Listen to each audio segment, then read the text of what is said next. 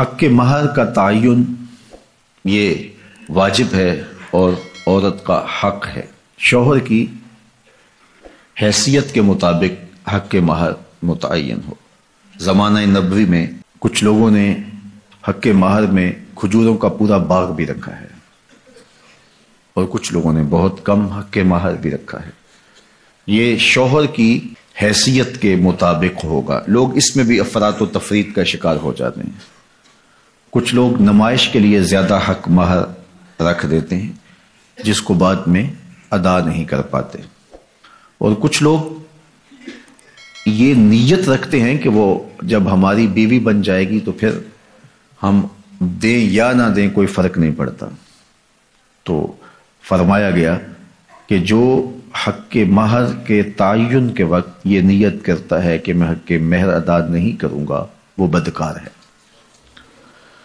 تو حق کے مہر حق کے بدعہ ہے، یہ عورت کا حق ہے اور اس کو ادا کرنا ہی ہوتا ہے۔ یہ شوہر کے ذمہ قرض ہے، اگر وہ نقد ادا نہیں کر پایا تو پھر اس کے ذمہ ادھار ہے۔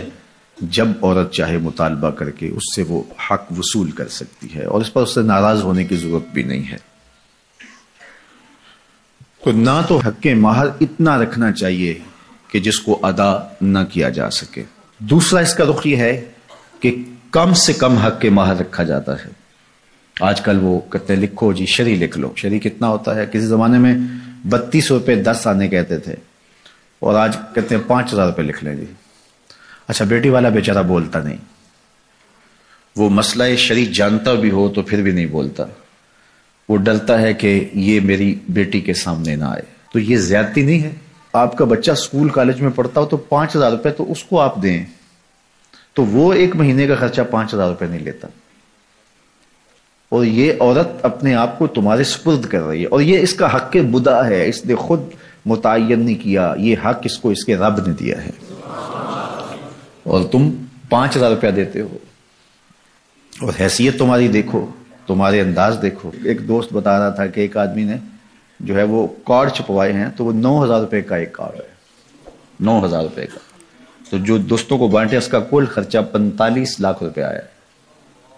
تو حق کے مہر بتاؤں تو آپ حیران ہو جائیں، تم نے اس خاتون کو اتنا بے توقیر کر دیا ہے، پہلے دن ہی تم نے اس کی قدر و قیمت کا لحاظ نہیں کیا، اس کی عزت افزائی نہیں کی۔ یہ اس کے لیے سادہ لفظوں میں سلامی تھی جو اس کو اپنے نکاح کے ساتھ پیش کرنی تھی۔